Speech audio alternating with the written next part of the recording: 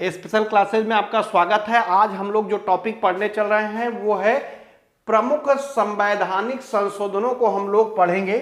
जितने अभी तक संविधान संशोधन हुए संपूर्ण पॉइंट को कवर किया जाएगा। जितने संशोधन हुए वो पढ़ेंगे और संविधान संशोधन की प्रक्रिया को पढ़ेंगे। साथ में हम लोग जो 2023 तक पूछे गए प्रश्न हैं उनको भी लास्ट में सॉल्व करेंगे। चलिए तो शुरू करते हैं वीडियो संवैधानिक संशोधन का। ARO 2023 की जो परीक्षा है उसके लिए ये बहुत ही महत्वपूर्ण है। 2023 वाली परीक्षा 11 फरवरी 2024 को होना, मतलब तिथि निश्चित है, कोई दिक्कत नहीं। परीक्षा की डेट आ गई है तो 11 फरवरी को होना है। ठीक है, तो शुरू करते हैं। संवैधानिक संशोधन बहुत ही महत्वपूर्ण वीडियो है। यहां से प्रश्न आने की पूरी संभावना ही नहीं बल्कि आएगा ही, कह लीजिए एक प्रश्न।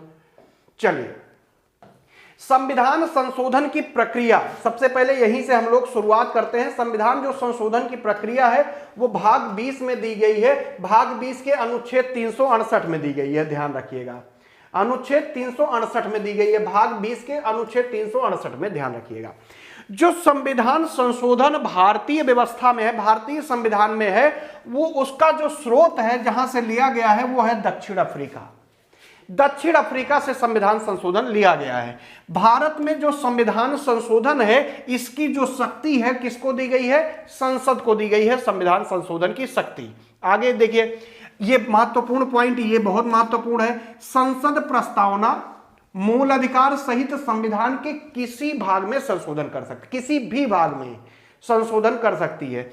प्रस्तावना मूल अधिकार सहित संविधान के किसी भी भाग में संशोधित कर सकती है, किंतु आधारभूत ढांचा या बेसिक स्ट्रक्चर नष्ट नहीं होना चाहिए। अभी देखेंगे नीचे आधारभूत ढांचा क्या है, लेकिन ये केशवानंद भारतीवाद था जिसमें क्लियर किया गया कि जो संसद है प्रस्तावना मूल अधिकार सहित संविधान के किसी भाग में संशोधन कर सकती है, बस बेसिक स्ट्रक्चर यानी आधारभूत ढांचा जो है नष्ट नहीं होना चाहिए, संशोधित नहीं होना चाहिए। आइए देखते हैं आधारभूत ढांचा क्या है। संविधान की सर्वोच्चता आधारभूत ढांचा है। गणतंत्रात्मक और लोकतंत्रात्मक जो शासन प्रणाली है यह भी क्या है? आधारभूत ढांचा का है, बेसिक स्ट्रक्चर है।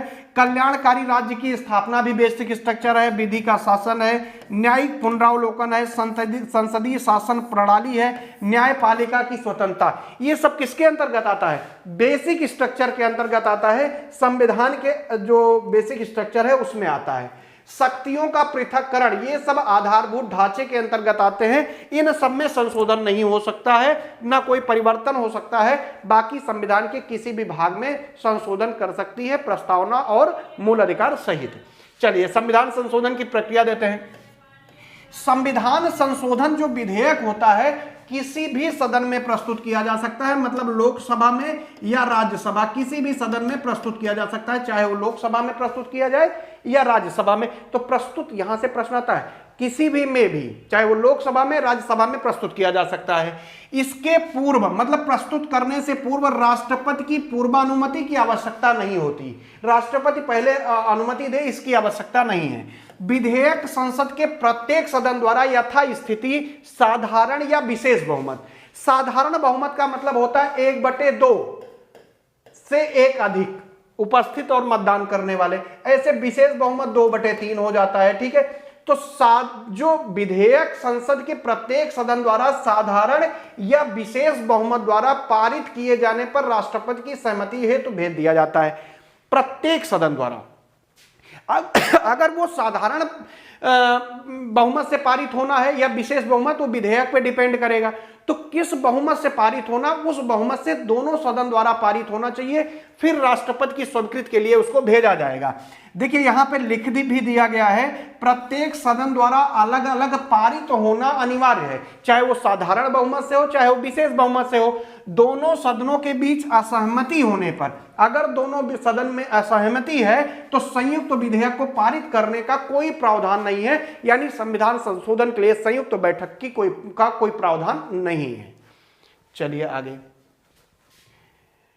संविधान संशोधन का आरंभ सदन के किसी सदन में, चाहे लोकसभा या राज्यसभा में, इस प्रयोजन के लिए विधेयक पूरा स्थापित किया जा सकता है। दूसरा पॉइंट, विधेयक किसी मंत्री या गैर सरकारी सदस्य द्वारा पूरा स्थापित किया जा सकता है। ध्यान रखिएगा, किसी मंत्री या गैर सरकारी सदस्य द्वारा पूरा स्थापित किया जा सकता है। इसके लिए राष्ट्रपति की पूर्व स्वीकृति की आवश्यकता नहीं है, स्वीकृति है की आवश्यकता नहीं है। विधेयक दोनों सदन में विशेष बहुमत या साधारण, विशेष या साधारण, जो मतलब नीड होगी विधेयक की, बहुमत से पारित होना अनिवार्य है। दोनों सदन में पारित होना अनिवार्य है। लेकिन यहां पे तीसरा पॉइंट देखिएगा, प्रत्येक सदन द्वारा विधेयक अलग अलग पारित करना अनिवार्य है। असहमति होने पर दोनों सदनों की संयुक्त बैठक में विधेयक पारित करने का कोई प्रावधान नहीं। तो देखिए, दो प्रकार हो गए, एक हो गया साधारण बहुमत से पारित हो जाए विधेयक जैसी नीड होगी, या विशेष बहुमत से हो। एक होता है जो संघीय ढांचे से संबंधित होता है, पूरे भारत से संघीय ढांचे का जो विधेयक होगा उसके संशोधन के लिए राज्यों के विधानमंडल से भी सामान्य बहुमत से पारित होना चाहिए। सामान्य बहुमत राज्य करेंगे 1/2+1, यहां विशेष बहुमत नहीं, यहां केवल कौन सा चाहिए, केवल सामान्य बहुमत चाहिए। राज्य विधानमंडल मतलब हो गया विधानसभा और विधान परिषद, दोनों से है, दोनों में अलग अलग सामान्य बहुमत से पारित होना चाहिए, ये स्थिति होती है। अगला देखिए पॉइंट समझिए। इसके बाद विधेयक जब जैसी नीड है विधेयक की, अभी आप आगे समझेंगे, फिर डिटेल में आप जान जाएंगे। अगर वो साधारण बहुमत से पारित है, विशेष बहुमत से पारित है, राष्ट्रपति के पास भेज दिया जाएगा। फिर अगर राज्यों का अनुसमर्थन है तो दोनों सदन लोकसभा राज्यसभा में पारित होने के बाद राज्यों का अनुसमर्थन चाहिए होगा, फिर राष्ट्रपति को भेजा जाएगा। इसके बाद राष्ट्रपति के पास विधेयक भेज दिया जाता है। राष्ट्रपति विधेयक को सहमति, विधेयक देखिए यहां ये विधेयक है, विधेयक को सहमति देंगे।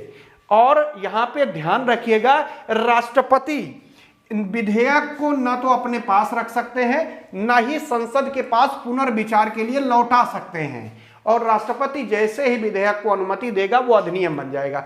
लेकिन संविधान संशोधन विधेयक को राष्ट्रपति पुनर्विचार के लिए भी वापस नहीं कर सकता, क्योंकि पहले लोकसभा में पास हुआ है, फिर राज्यसभा में पास हुआ है। जरूरत पड़ने पर राज्यों का अनुसमर्थन लिया गया है, तो राज्य को इस पे क्या है, राष्ट्रपति को पुनर्विचार के लिए वापस नहीं कर सकता। मतलब राष्ट्रपति अपनी जो उसकी सहमति है वो देने के लिए बाध्य है, ध्यान रखिएगा।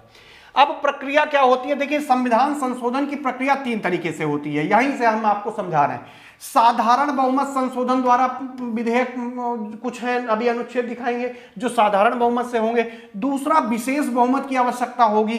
तीसरा होगा जिसको विशेष बहुमत और राज्यों का अनुसमर्थन जरूरी होगा, जो संघीय ढांचे से संबंधित होंगे। अब देखिए यहां पे साधारण बहुमत से संशोधन कैसे होता है। साधारण बहुमत से तात्पर्य सदन में उपस्थित और मतदान करने वाले आधे से अधिक सदस्यों के बहुमत से है। आधे से अधिक मतलब एक ही अधिक हो, आधे से अधिक हो, ये साधारण बहुमत है। इसमें कौन कौन आता है, संघ में नए राज्यों का प्रवेश, यानी अनुच्छेद 2, संघ में नए राज्यों के प्रवेश के लिए साधारण बहुमत से क्या करना है, विधेयक पारित कर देना है। दूसरा, नए राज्यों का निर्माण, वर्तमान राज्य क्षेत्रों के नाम या सीमा में जो परिवर्तन अनुच्छेद 3 से संबंधित है, ये किस में आ जाएगा, साधारण संशोधन के तहत होगा। ये सभी साधारण मतलब आधे से एक अधिक चाहिए, दोनों सदन में पास हो जाए, लोकसभा और राज्यसभा में, फिर राष्ट्रपति को स्वीकृति देनी पड़ेगी और वो क्या बन जाएगा, संविधान संशोधन हो जाएगा।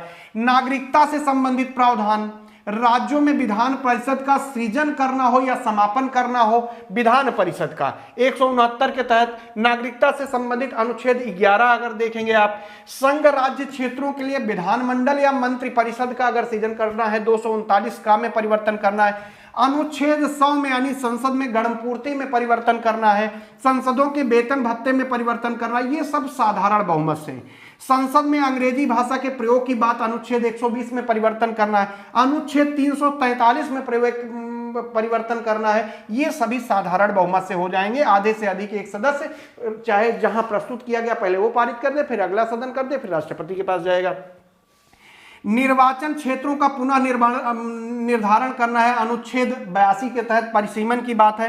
राष्ट्रपति उपराष्ट्रपति न्यायाधीशों के वेतन भत्ते में परिवर्तित करना है, यानी अनुसूची 2 में अगर परिवर्तन करना है तो साधारण बहुमत से परिवर्तन किया जा सकता है। पहली अनुसूची, 5वीं अनुसूची, 6ठी अनुसूची और 8वीं अनुसूची, इन सब अनुसूची में अगर परिवर्तन करना है तो सामान्य बहुमत से हो सकता है। किससे हो जाएगा? सामान्य बहुमत से पास करके ये विधेयक राष्ट्रपति को भेज दिए जाएंगे और बाद में वो संविधान संशोधन बन जाएगा। दूसरा वाला देखिए, संसद के विशेष बहुमत द्वारा। विशेष बहुमत क्या है? प्रत्येक सदन की कुल सदस्यों, प्रत्येक सदन मतलब लोकसभा राज्यसभा, प्रत्येक सदन की कुल सदस्यों का बहुमत तथा प्रत्येक सदन में उपस्थित और मतदान करने वाले सदस्यों का 2/3 बहुमत होना चाहिए। कितना होना चाहिए? देखिए, प्रत्येक सदस्य का बहुमत तो होना ही चाहिए। प्रत्येक सदन में उपस्थित और मतदान करने वाले, जो उपस्थित हो मतदान कर रहे हो, उनका 2/3 होना जरूरी है। इसे कहते हैं विशेष बहुमत द्वारा संशोधन। इनमें वे सभी संशोधन आते हैं जिनमें राज्यों का अनुसमर्थन आवश्यक नहीं है। देखिए, दो चीज क्लियर कर दे रहे हैं। विशेष बहुमत में वो सभी अनुच्छेद आ जाएंगे, लगभग जितने हैं सभी। जिसमें साधारण बहुमत को आप हटा दीजिए, जो जो अनुच्छेद आ गए वो हटा दीजिए। जहां पे राज्यों का अनुसमर्थन चाहिए होगा वो हटा दीजिए। बाकी सभी इसमें आ जाएंगे, चाहे वो मूल अधिकार हो, नीति निर्देशक तत्व हो, या जितने भी हैं सब आ जाएंगे। क्योंकि हमको पहला देखना है, वो अनुच्छेद हमने देख लिया, लास्ट वाला देख लेंगे, बाकी सभी उठा के इसमें हो जाएंगे। ठीक है, आगे देखते हैं।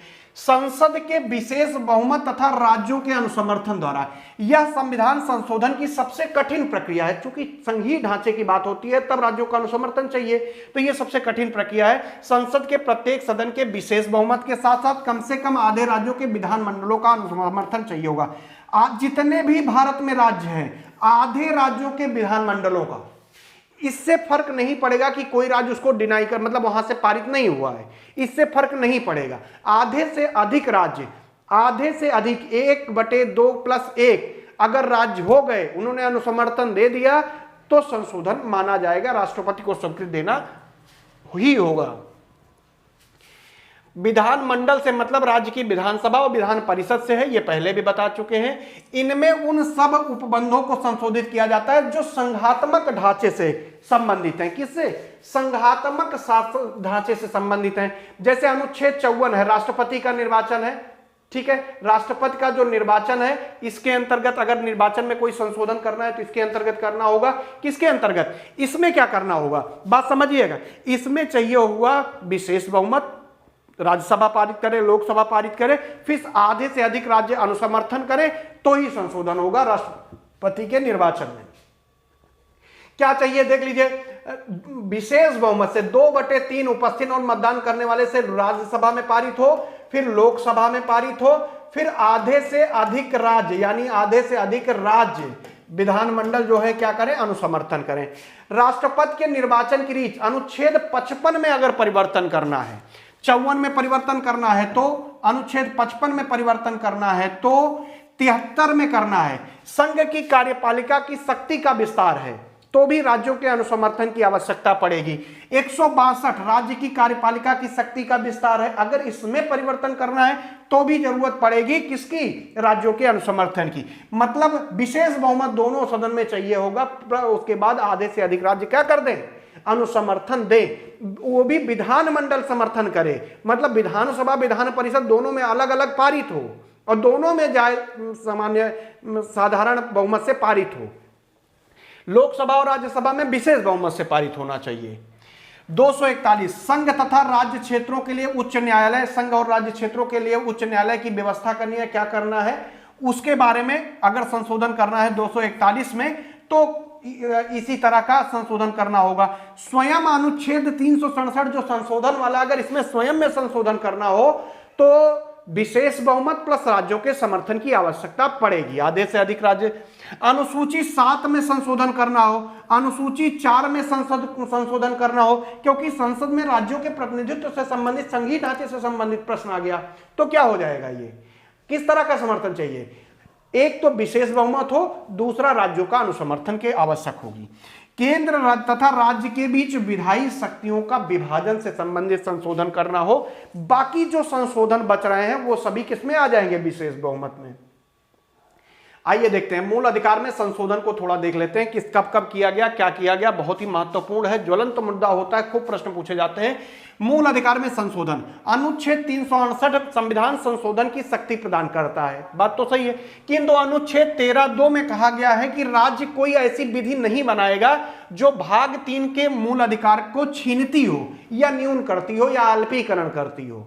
मतलब मूल अधिकार को छीने या मूल अधिकार को कम करे, ऐसी कोई विधि राज्य नहीं बना सकता, लेकिन 368 के तहत संशोधन किया जा सकता है, कोई दिक्कत नहीं है। इसमें कुछ वाद हैं, जैसे संकरी बनाम भारत संघ है 1951, इसमें प्रथम संविधान संशोधन 1951 भूमि सुधार किया गया है, इसी के तहत हुआ था। सुप्रीम कोर्ट का निर्णय क्या था कि संसद को अनुच्छेद 368 के तहत संविधान के किसी भी हिस्से में संशोधन की शक्ति है। संकरी बनाम में क्या कह दिया, देखिए सुप्रीम कोर्ट क्या कह रही है, संसद को 368 के तहत संविधान के किसी भी भाग में संशोधन करने की शक्ति प्राप्त है, ये संकरी बनाम में कह रहा है। लेकिन आगे देखिए, अभी सज्जन राजस्थान सरकार, इसमें क्या कह दिया, 17वें संविधान संशोधन के आधार पर चुनौती दी गई थी। इसमें भी कहा संसद को अनुच्छेद 368 के तहत संविधान के किसी भी हिस्से में संशोधन करने की शक्ति है। मतलब जो संकरी बनाम वाद था उसको बरकरार रखा सज्जन बनाम राजस्थान राज्य में, ठीक है। अगला देखिए वाद क्या हुआ, गोलकनाथ बनाम पंजाब सरकार है 1967 का वाद, बहुत महत्वपूर्ण है। 11 सदस्यीय पीठ ने ये फैसला दिया था, ठीक है, और ये ध्यान रखिए बहुमत से फैसला दिया था, ठीक है, 6-5 के बहुमत से, यहाँ पे 6-5 है, ये 6-5 के बहुमत से फैसला दिया था। बहुमत से फैसला क्या दिया, जिसमें संकरी प्रसाद में, जिसमें कहा गया किसी विभाग में संशोधन कर सकती है, सज्जन सिंह में वही किसी विभाग में संशोधन करती है, इनके निर्णय को पलट दिया गया। क्या कर दिया गया, इनके निर्णय को पलटते हुए निर्णय दिया कि संसद को संविधान के भाग 3 में संशोधन करने का अधिकार नहीं है। प्रॉब्लम यहीं से शुरू हुई। क्या बताया, देखिए संकरी बनाम में क्या कहा था कि किसी भी भाग में 368 के तहत संशोधन संसद कर सकती है, यही बात दोहराई थी सज्जन सिंह ने। लेकिन गोलकनाथ बनाम पंजाब राज्य 1967 वाद में 11 जजों की पीठ ने फैसला दिया 6-5 के रेशियो से। क्या फैसला दिया कि संसद संविधान के भाग 3 में संशोधन करने का अधिकार नहीं है, अधिकार ही नहीं है बोल दिया। उसके बाद केशवानंद भारती बनाम केरल राज्य जो 1973 वाद था ये आया, इसमें फिर से फैसला दिया कि संसद किसी भी प्रावधान में, किसी भी भाग में, कह लीजिए भाग में, संविधान के किसी भी भाग में संशोधन कर सकती है, लेकिन बुनियादी ढांचा नष्ट नहीं कर सकती या बुनियादी ढांचा कमजोर नहीं कर सकती, न्यून नहीं कर सकती, या ऐसा ना हो कि बुनियादी ढांचा खत्म हो जाए, ऐसा कुछ ना कर सकती है। बाकी संविधान के किसी भी भाग में, प्रस्तावना में, मूल अधिकार में या किसी भी भाग में, 22 भाग में किसी में भी संशोधन कर सकती है। 22 भाग हैं, लेकिन वर्तमान में 25 हो गए हैं, अगर आप जोड़ेंगे तो 9 का करके, ठीक है। तो 22 भाग हैं, नहीं तो बाद में कोई कमेंट करेगा कि नहीं ये वो, तो पहले ये बता दे रहे हैं। अच्छा एक चीज और बता दे रहे हैं, अगर जो डेटा वाले वीडियो हैं, सेंसस वगैरह, अगर कोई गलती हुई भी है तो पीडीएफ में सुधारा गया है। फिर भी अगर गलती से रह गई, क्योंकि इंसान जब टाइप करता है तो ह्यूमन एरर होता ही होता है, तो एक वीडियो एग्जाम, आरओ एग्जाम से 10 दिन पहले हम बनाएंगे, जिस वीडियो में जो गलती रहेगी सारी गलती दिखाएंगे, अपना तथ्य रखेंगे, आपका भी तथ्य रखेंगे और क्लियर कर देंगे क्या सही है। तो निश्चिंत रहिएगा, जो भी गलती होगी वो सुधारा ही जाएगा। इंदिरा गांधी बनाम पंजाब, इंदिरा गांधी बनाम राजनारायण 1975 वाद था, सुप्रीम कोर्ट ने बुनियादी ढांचा की अवधारणा की पुष्टि की। मिनर्वा मिल्स बनाम भारत सरकार 1980 में क्या हुआ देख लीजिए, मिनर्वा मिल्स वाद भी इसी से संबंधित था। बुनियादी विशेषताओं में न्यायिक समीक्षा, मौलिक अधिकार तथा निर्देशक सिद्धांतों के बीच संतुलन को जोड़कर बुनियादी ढांचे की अवधारणा को आगे विकसित किया, ठीक है। वर्तमान स्थिति क्या है देख लेते हैं। संसद मूल अधिकार सहित संविधान के किसी भी उपबंध में संशोधन कर सकती है, यह वर्तमान है। संसद प्रस्तावना सहित, मूल अधिकार सहित संविधान के किसी भी उपबंध में संशोधन कर सकती है, किंतु न्यायालय द्वारा उसकी समीक्षा की जा सकती है। न्यायालय द्वारा उसकी समीक्षा की जा सकती है। यदि उपबंध संविधान के मूल ढांचा, बेसिक स्ट्रक्चर को नष्ट करता हो तो न्यायालय उसे अविधिमान्य घोषित कर सकती है। मतलब अरे यार कहाँ से आ गई, फट, मक्खी क्या सुनेगी डांटते हुए, पता नहीं कहाँ से आ गई, लिख रही है वो कह रही है हम भी लिखेंगे। ठीक है, ये बात समझ में आ गई। वर्तमान स्थिति क्या है कि संसद जो है संविधान के किसी भाग में संशोधन कर सकती है, बेसिक स्ट्रक्चर नष्ट ना हो। अगर बेसिक स्ट्रक्चर नष्ट हुआ है तो इस आधार पर न्यायालय उसको अविधिमान्य कर सकता है तुरंत। चलिए, प्रमुख संविधान संशोधन। पहला संशोधन 1951, भूमि सुधार न्यायिक समीक्षा से जुड़े अन्य कानून के लिए 9वीं अनुसूची को इसी के तहत जोड़ा गया है। सामाजिक, आर्थिक तथा पिछड़े वर्ग की उन्नति के लिए विशेष उपबंध बनाने हेतु तो राज्य को शक्ति प्रदान की गई है। विचार एवं अभिव्यक्ति की स्वतंत्रता पर 3 और प्रमुख कारणों से प्रतिबंध की कवायद, जैसे लोक आदेश, विदेशी राज्यों के साथ दोस्ताना संबंध या किसी अपराध के लिए भड़काना।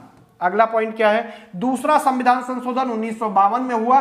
लोकसभा में एक सदस्य के प्रतिनिधित्व को 7,50,000 लोगों से अधिक किया गया। तीसरा 1954 में हुआ। तीसरा संविधान संशोधन कब हुआ, 1954 में हुआ, ध्यान रखिएगा। समवर्ती सूची की 33वीं प्रविष्टि में संशोधन किया गया। इसमें खाद्यान्न, पशुओं के लिए चारा, कच्चा कपास आदि विषयों को रखा गया। ठीक है, जो इंपॉर्टेंट होगा, पहला बहुत इंपॉर्टेंट है, ये हम बताते चल रहे हैं। इसमें दरअसल समवर्ती सूची में 33वीं जो प्रविष्ट है उसमें खाद्यान्न, पशुओं के लिए चारा, कच्चा कपास की व्यवस्था की गई है, तो ये भी महत्वपूर्ण है।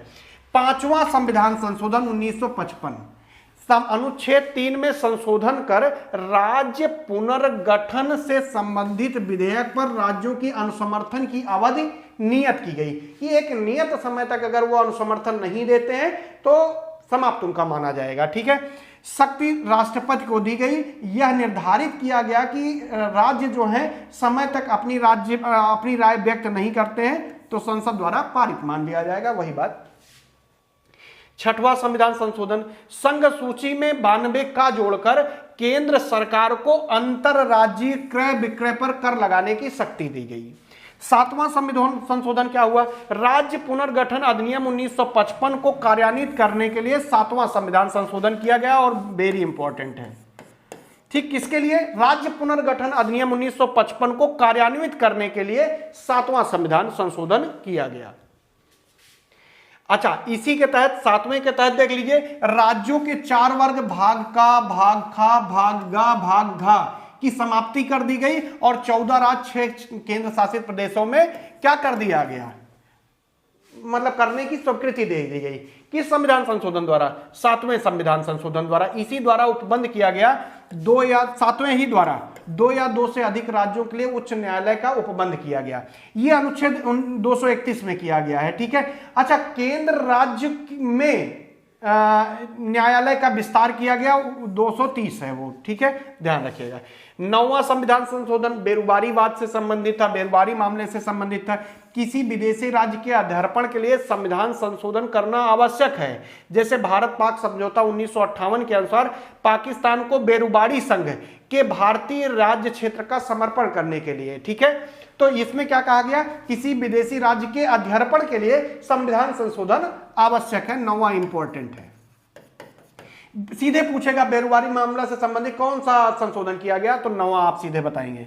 10वां संविधान संशोधन क्या है, 1961 में हुआ। दादर नागर हवेली को शामिल कर उसे केंद्र शासित राज्य का दर्जा दिया गया, दादर नागर हवेली को। और ये इंपॉर्टेंट है, दादर नागर हवेली को 10वां संविधान संशोधन 1961 द्वारा क्या किया गया, केंद्र राज्य का दर्जा दे दिया गया।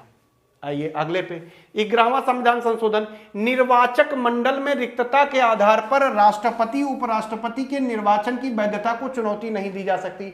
अगर उनके निर्वाचन मंडल, जो निर्वाचक मंडल है राष्ट्रपति उपराष्ट्रपति का, अगर उसमें कोई रिक्तता है, कोई मान लीजिए कोई विधानसभा विघटित है या कुछ है, कोई स्थिति है, उस स्थिति में अगर रिक्तता है तो वैधता को चुनौती नहीं दी जा सकती। और ये इंपॉर्टेंट है, ध्यान रखिएगा। 11वां संविधान संशोधन।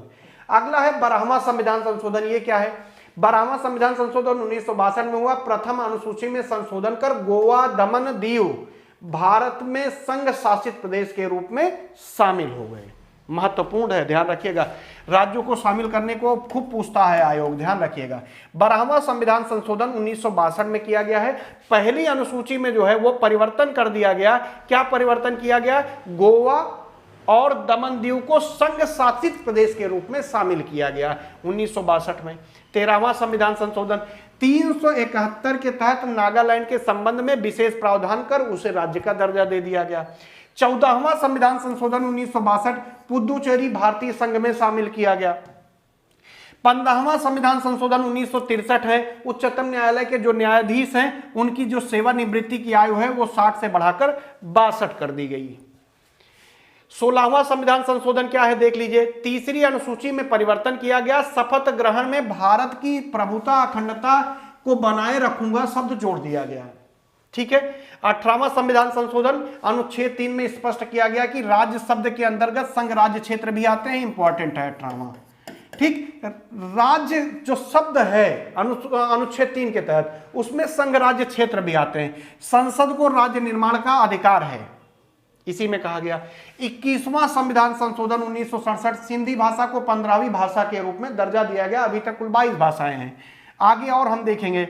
22वां संविधान संशोधन 1969 में हुआ। आसाम को अलग कर मेघालय बनाया गया। 1969 में 1969 में आसाम से अलग करके मेघालय राज्य बनाया गया, ध्यान रखिएगा। 24वां संविधान संशोधन 1971 में हुआ था।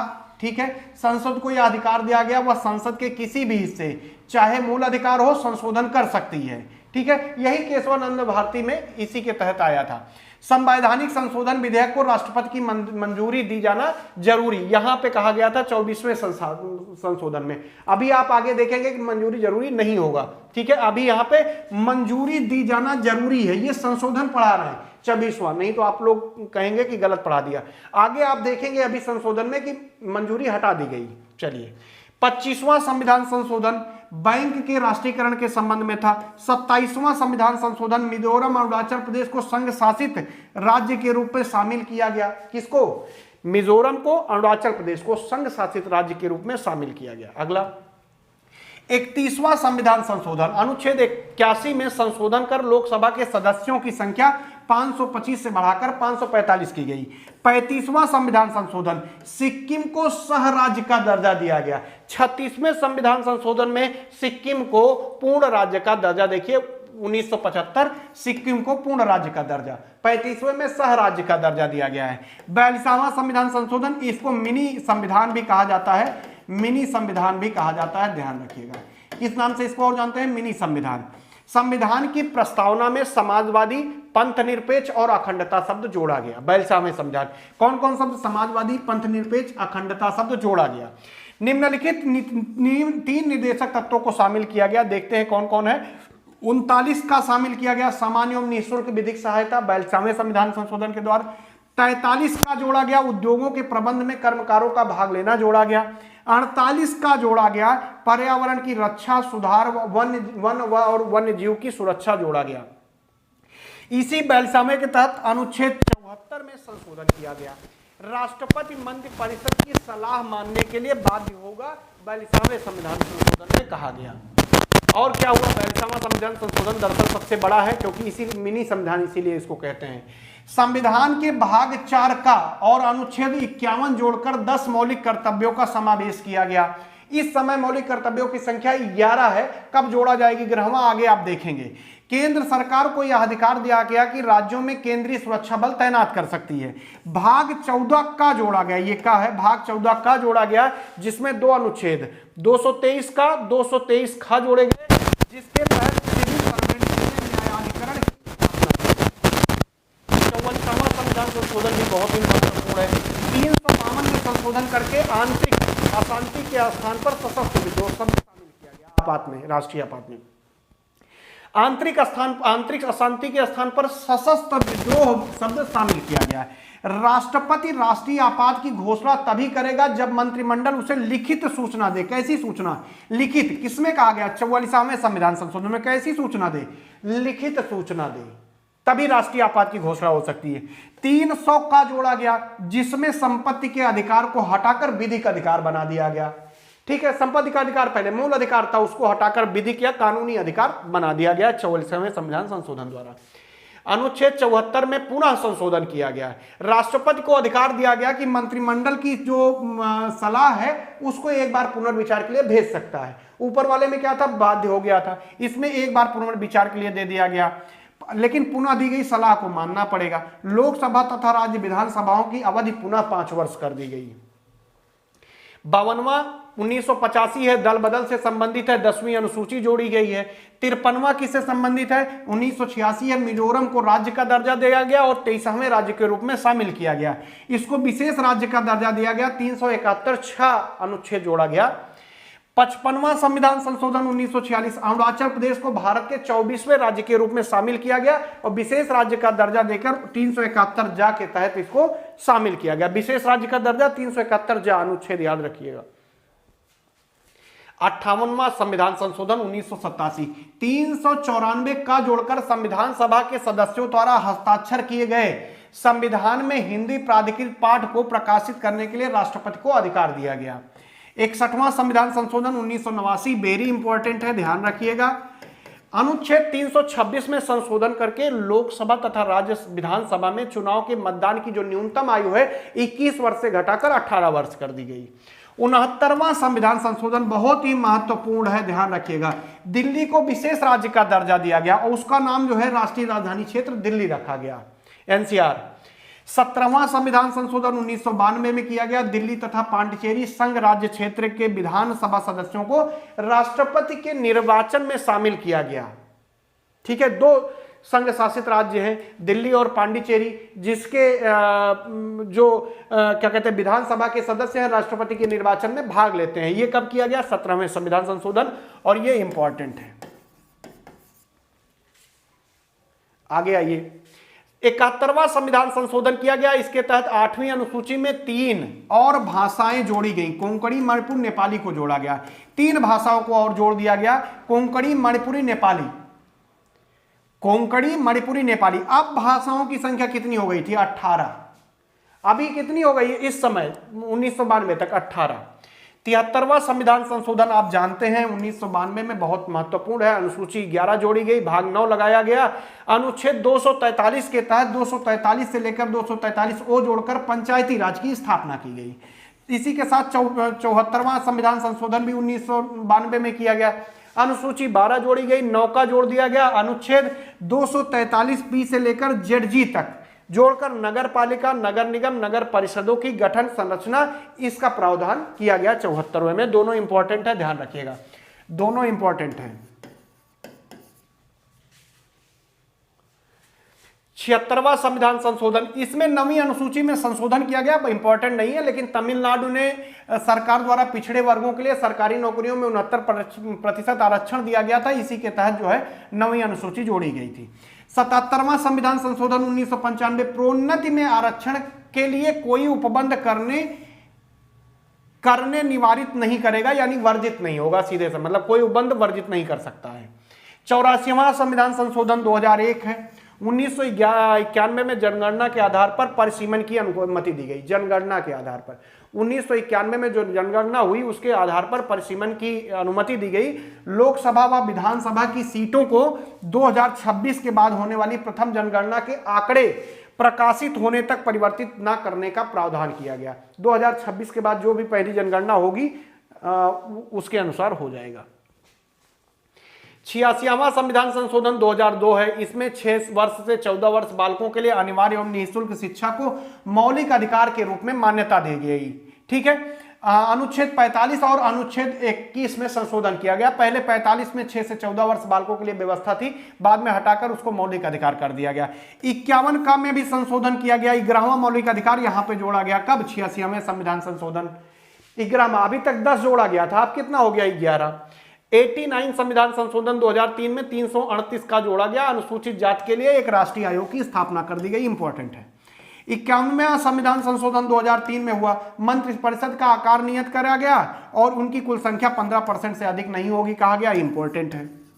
ठीक है, 92वां संविधान संशोधन 2003, BDMS 4 भाषाएं जोड़ दी गई। अब भाषाओं की संख्या 22 हो गई, बोडो, डोगरी, मैथिली और संथाली। 92 संविधान संशोधन द्वारा जोड़ी गई। ठीक है, दिमाग में ये भी रहता है ना 30 मिनट हो जाएगा तो कैमरा बंद हो जाएगा, पता चले हम पढ़ाते चले जा रहे हैं, मुझे ही कैमरा देखना है, मुझे ही बोर्ड देखना है, मुझे चीजें देखनी है कि साफ आ रहा है कि नहीं, गड़बड़ तो नहीं हो रहा है, कुछ इधर उधर तो नहीं हो रहा है, कहीं उधर तो नहीं ज्यादा चला जा रहा है बोर्ड, क्योंकि थोड़ी दूर तक है और कैमरे में इतना ही लेना है। बाद में ये सब जब हम स्टूडियो ले लेंगे तो सब कुछ सही हो जाएगा, स्टूडियो सेटअप करा लेंगे, सही हो जाएगा। 95वां संविधान संशोधन 2009 में हुआ। 334 अनुच्छेद में संशोधन किया गया। 60 वर्ष के स्थान पर 70 वर्ष सब जोड़ दिया गया। क्यों जोड़ा गया? आरक्षण को बढ़ाया गया। अनुसूचित जाति जनजातियों के लिए तथा बांग्ला समुदाय के आंग्ल समुदाय के मनोनयन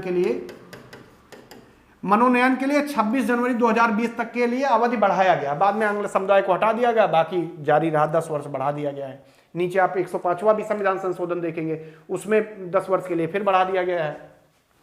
97 संविधान संशोधन अमेंडमेंट 19(1)(c) में सहकारी समिति सब जोड़ा गया। 99वां संविधान संशोधन 2014 में हुआ। कॉलेजियम प्रणाली के लिए न्यायिक नियुक्ति आयोग के गठन का प्रावधान किया गया कि कॉलेजियम जो प्रणाली है उसको समाप्त किया जाता है, न्यायिक नियुक्ति आयोग का गठन किया गया। 100वां संविधान संशोधन 2015 भारत और बांग्लादेश के मध्य 1974 में हस्ताक्षरित भू सीमा समझौते से संबंधित संशोधन हुआ।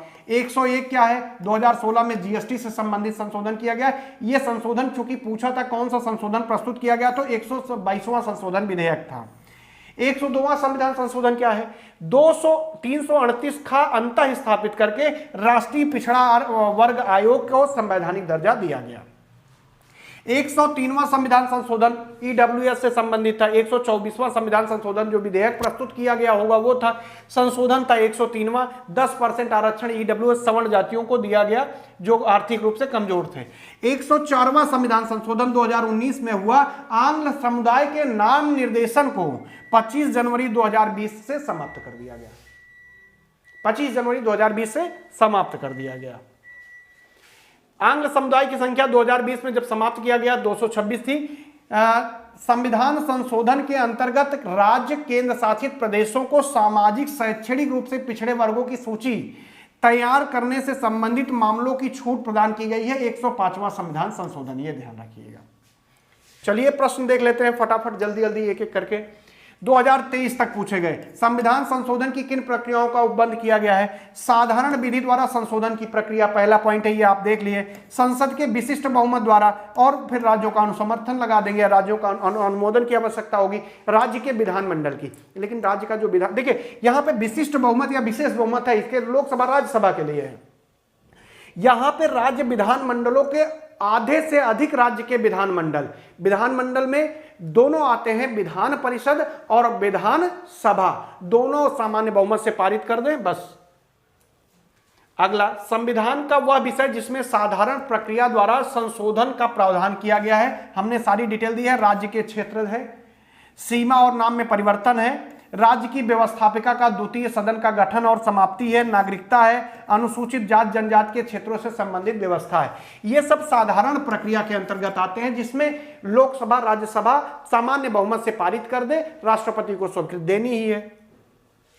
वह संवैधानिक संशोधन जो मौलिक कर्तव्यों से संबंधित है तो 42वां है, मिनी संविधान कहते हैं, कोई दिक्कत ही नहीं है। किस वाद में सर्वोच्च न्यायालय ने आधारभूत ढांचे के सिद्धांत का प्रतिपादन किया? तो केशवानंद भारती बनाम केरल राज्य में किया। कौन सा संवैधानिक संशोधन राज्यों के चुने जाने वाले लोकसभा के सदस्यों की संख्या बढ़ाने से संबंधित है? तो 7वां है और 21वां है। 7वां और 21वां किससे संबंधित है? दोनों जो है लोकसभा और राज्यसभा में राज्यों से चुने जाने वाले लोकसभा के सदस्यों की संख्या को बढ़ाने से संबंधित है। ये ऊपर पढ़ा चुके हैं। 99वां संविधान संशोधन क्या है? राष्ट्रीय न्यायिक आयोग का गठन किया गया है इसके तहत। संविधान संशोधन की प्रक्रिया का उपबंध किस अनुच्छेद में है? तो 368 भाग 20 है, ये भी आपको बता चुके हैं, पूछा गया सारा प्रश्न है। संविधान के मूल ढांचे आधार ढांचे के अंतर्गत कौन आते हैं? संविधान की सर्वोपरिता, सही है। सरकार या गणतंत्रात्मक और प्रजातांत्रिक रूप आएगा। संविधान धर्मनिरपेक्ष संविधान का धर्मनिरपेक्ष स्वरूप आएगा, जो यहां पे लिखे थे वहां पे हमने कुछ छोड़ दिया, इसीलिए विधानमंडल, कार्यपालिका, न्यायपालिका के बीच शक्तियों का पृथक्करण आपने ऊपर देखा ही है। संविधान की परिसंघात्मक प्रवृत्ति, ये सब संघीय ढांचा, बेसिक स्ट्रक्चर के अंतर्गत आते हैं, इसमें संशोधन नहीं होना चाहिए। बाकी संविधान के किसी भी भाग में संशोधन हो सकता है। किस संविधान संशोधन द्वारा सिक्किम नया राज्य बना था? 36वें द्वारा पूर्ण राज्य का दर्जा दिया गया था, जबकि 35वें संविधान संशोधन द्वारा सिक्किम को सह राज्य का दर्जा दिया गया था। यह ध्यान रखिएगा। कथन 1 और कथन 2 दिया है। कथन अनुच्छेद 368 के अंतर्गत संसद संविधान के किसी भी भाग में संशोधन कर सकती है। सही है बात, 68 भी सही लिखा है। आर क्या कारण क्या है? संसद भारत की जनता द्वारा निर्वाचित उच्चतम विधायी संस्था है। बात सही है, दोनों सही है और व्याख्या भी सही कर रहे हैं। संविधान संशोधन के लिए विधेयक को वीटो करने की राष्ट्रपति की शक्ति सहमति देनी होगी शब्द के स्थानापन्न करके किस संशोधन द्वारा छीन ली गई? 24वां संविधान संशोधन करके छीन ली गई। भारतीय संविधान के संशोधन के लिए विधेयक लाया जा सकता है संसद के किसी सदन में, मतलब चाहे वो लोकसभा में लाया जाए चाहे वो राज्यसभा में लाया जाए, दोनों बात सही है, पहले भी बता चुके हैं कई बार। किस संविधान संशोधन अधिनियम को लघु संविधान का दर्जा दिया जाता है? तो 42वां संविधान संशोधन जो अधिनियम 1976 था उसको। भारत के संविधान का कौन सा एक संशोधन संघ शासित प्रदेश दिल्ली को दिल्ली राष्ट्रीय राजधानी के क्षेत्र में परिवर्तित करता है? 69वां संविधान संशोधन है। ठीक। संसद तथा राज्यों के विधानमंडलों की गणपूर्ति संबंधी नियमों में से 42वें संविधान संशोधन द्वारा किए गए प्रावधान जिस संशोधन द्वारा समाप्त किए गए हैं वो है 44वां संविधान संशोधन। अगला चले। किस संविधान संशोधन द्वारा संघीय तथा राज्य व्यवस्थापिकाओं का कार्यकाल पुनः 5 वर्ष कर दिया गया? तो 44वें संविधान संशोधन द्वारा 5 वर्ष पुनः कर दिया गया। वह संशोधन जिसके द्वारा यह अभी निर्धारित किया गया कि राष्ट्रपति, उपराष्ट्रपति, लोकसभा अध्यक्ष, प्रधानमंत्री के निर्वाचन न्यायालय में चुनौती नहीं दी जा सकती, 39वां संविधान। तो आगे देखिए 103वां संविधान संशोधन क्या क्या कहता है, पूछ रहा है, इसमें प्रश्न पूछा गया है। 2019 में हुआ 103वां संविधान संशोधन। कौन कौन से नए अनुच्छेद जोड़े गए? तो अनुच्छेद 15(6) जोड़ा गया और 16(6) जोड़ा गया। और आगे भी इसी का है कि ध्यातव्य है कि इसी संविधान संशोधन यानी 103 द्वारा आर्थिक रूप से कमजोर सरकारी सेवाओं, सामान्य वर्गों को सरकारी सेवाओं तथा शिक्षण सेवाओं में 10% आरक्षण प्रदान किया। EWS वाला वही। ठीक। आगे राष्ट्रीय पिछड़ा वर्ग आयोग को संवैधानिक दर्जा किस संविधान संशोधन द्वारा दिया गया? तो 102वें संविधान संशोधन द्वारा अनुच्छेद 329 खा के तहत। सही सुमेलित, सभी सुमेलित देखिए। 69वां संविधान संशोधन दिल्ली को राष्ट्रीय राजधानी क्षेत्र से संबंधित है। 75वां राज्य स्तरीय किराया अधिकरणों की स्थापना से संबंधित है। 80वां 10वें वित्त आयोग की सिफारिशों से संबंधित है। 83वां संविधान संशोधन जो है अरुणाचल प्रदेश में पंचायती राज संस्थाओं के SC के लिए आरक्षण देने से छूट से संबंधित है। 96वां संविधान संशोधन 8वीं अनुसूची में संशोधन से संबंधित है। 93वां संविधान संशोधन शिक्षण संस्थाओं में OBC को 27% आरक्षण से संबंधित है। 97वां संविधान संशोधन सहकारी संस्थाओं के गठन से संबंधित है। 101वां संविधान संशोधन GST के लिए है। आइए आगे देखते हैं। अधोलिखित कथन सत्य है। पहला कथन यहां पे दिख रहा है, राष्ट्रीय न्यायिक नियुक्ति आयोग से संबंधित 99वें संविधान संशोधन उच्चतम न्यायालय की संविधान पीठ ने असंवैधानिक घोषित कर दिया क्योंकि न्यायपालिका की स्वतंत्रता का अतिक्रमण करता था। यह ध्यान रखिएगा। 99वें संविधान संशोधन में भारत के उच्चतम न्यायालय न्यायाधीश की आयु ऐसे प्राधिकारी द्वारा और ऐसी रीत से अवधारित की जाएगी जिसका संसद विधि द्वारा उपबंध करे। 15वें संविधान संशोधन द्वारा अंतः स्थापित है। गोलकनाथ बनाम पंजाब राज्य में सर्वोच्च न्यायालय ने पहली बार संसद की संविधान संशोधन की शक्ति को सीमित किया। अगला देखिए क्या प्रश्न था। भारतीय संविधान का 79वां 104वां संविधान संशोधन किससे संबंधित है? तो 79 लोकसभा और राज्यसभा की विधानसभाओं में अनुसूचित जातियों तथा अनुसूचित जनजातियों से संबंधित है। 79 और 104 किस संविधान संशोधन के अंतर्गत राज्य केंद्र शासित प्रदेशों को सामाजिक शैक्षणिक रूप से पिछड़े वर्गों की सूची तैयार करने से संबंधित मामलों की छूट प्रदान की है, वो है 105वां संविधान संशोधन, और ये बड़ा महत्वपूर्ण है। अगला देख लीजिए, सूची 1 दिया है, सूची 2 दिया है। देखिए हम बता दे रहे हैं, यहां पे सीधे ए का दिया है, अनुच्छेद 19(1) सहकारी समिति बनाने का अधिकार है, ये 97वें संविधान संशोधन से संबंधित है। मतलब सूची 1 ये है, सूची 2 ये है, बस इतना ही मतलब है। ये क्या चल जा रहा है कभी कभी।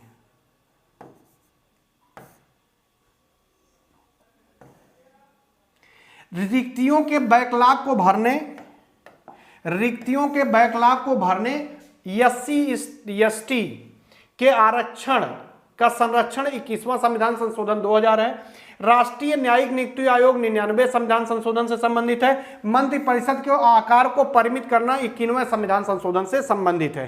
ठीक है, तो ये आप देख लीजिएगा, सही है, कोई दिक्कत नहीं है। बाकी संविधान संशोधन कंप्लीट हुआ, सभी चीजें। धन्यवाद, बाय बाय, मिलते हैं अगले वीडियो में।